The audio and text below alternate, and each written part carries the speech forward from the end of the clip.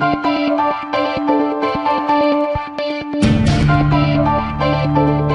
and welcome to A Spirited Debate. I'm Lauren Green.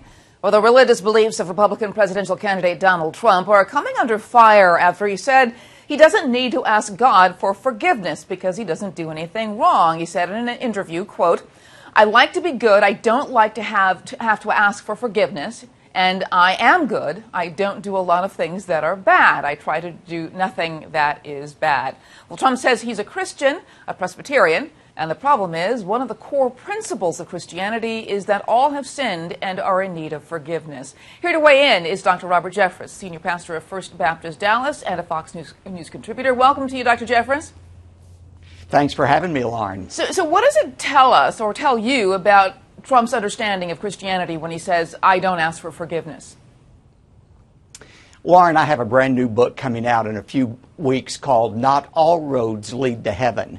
And it's about the most foundational belief of Christianity. And that is the only way to have a right relationship with God is by trusting in Jesus Christ for the forgiveness of sins. But that forgiveness is only available to those who ask for it. Now, when it comes to Donald Trump, full disclosure, I like Donald Trump a lot. I consider him a friend. I think he considers me a friend. I think he could make a great president of the United States. But I wouldn't try to adjudicate his relationship with God in the media based on a couple of interviews that may or may not represent the totality of Mr. Trump's beliefs. What I do find fascinating, though, Lauren, is the fact that this interview you referred to, one several months ago with Frank Luntz in front of an Iowa audience in which he talked about the crackers and the juice, all of those things are out there, and yet Trump continues to lead by a wide margin nationally among other candidates for the evangelical vote. To me, that's the real story. Well, the other part of that, I mean, I don't think maybe a lot of people don't understand the Christian beliefs, but the Pope Francis himself says, "I am a sinner and in need of forgiveness." I mean, the implication out there is Trump actually saying that he's better than the Pope? I mean, or is he just ignorant, really, of the Christian theology? And look, I cannot answer that question based on interviews that may or may not be complete. Now, I will tell you, last fall, I did meet with Mr. Trump in his office along with other religious leaders, and we had an extended meeting. I got to ask him a number of questions, but at the end of the meeting, he voluntarily asked us to have an extended time of prayer with him. I led the prayer, started off the prayer. Other prominent ministers prayed as well, and he seemed to really appreciate that. But again, I don't think we can know for sure what's in his heart based on these partial interviews. Now, I just want to play you something else because Trump says he has a great relationship with evangelicals. As your testimony actually hears out, he spoke at Liberty University, an evangelical school, but his quoting of a Bible verse was a little bit wonky. Listen to this.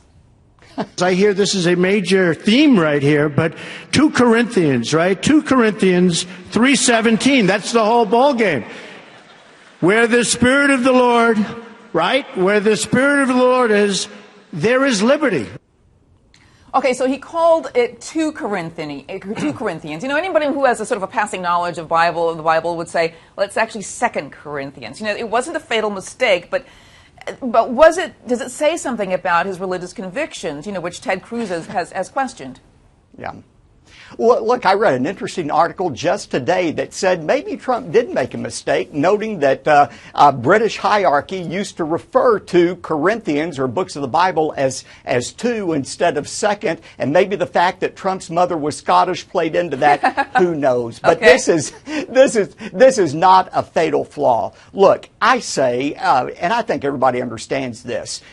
We all know that waving a Bible around, whether it's Trump doing it or Ted Cruz or Marco Rubio, waving a Bible around doesn't make you a Christian any more than waving a kumquat makes you a vegetable. We understand that. But I think when Trump does things like this, he quotes Bible verses, he shows the Bible his mother gave him, I think he's sending a signal to evangelicals that says basically, even though I may not be exactly like you, I'm sympathetic to you, I respect you, and I think, Lauren, for a lot of evangelicals, after 7 years of Barack Obama, they're willing to have a candidate and a president who at least just doesn't hate them like the current occupant of the White House seems to. All right, well, you talk about evangelicals, and the Fox News poll has Trump and Cruz Ted Cruz in a statistical dead heat in the Iowa caucus among white evangelicals.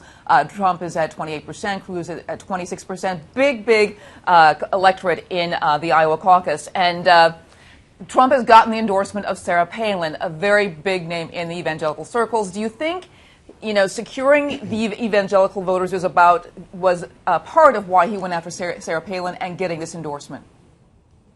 Look, I think Sarah Palin will have a very big impact on a very small group, but a powerful group, and that is Iowa caucus goers who are social conservatives and conservative Christians. Look, I believe there are a lot of those type of folks out there who just need permission to vote for Donald Trump without feeling like they're mortgaging their faith or selling their soul to the devil to do so. Because let's face it, Lauren, you and I both know some religious leaders who say no credible Christian can vote for Trump without compromising his faith. I think to have a Sarah Palin endorsement is to say, that's not necessarily true. A conservative Christian could make a calculation that Donald Trump may be the best nominee to go against the Democrat nominee in the fall. And again, I'm not endorsing any candidate, Lauren, right, but I remind people that right now we're not voting for president. We're voting for the candidate who's going to go up against the Democrat nominee for president. And so there may be a calculation in there about who's the best person to do that. Yeah, well, what he has going for him, that there is no religious test for the presidency, for the office of the presidency. So I guess Trump does have that going for him.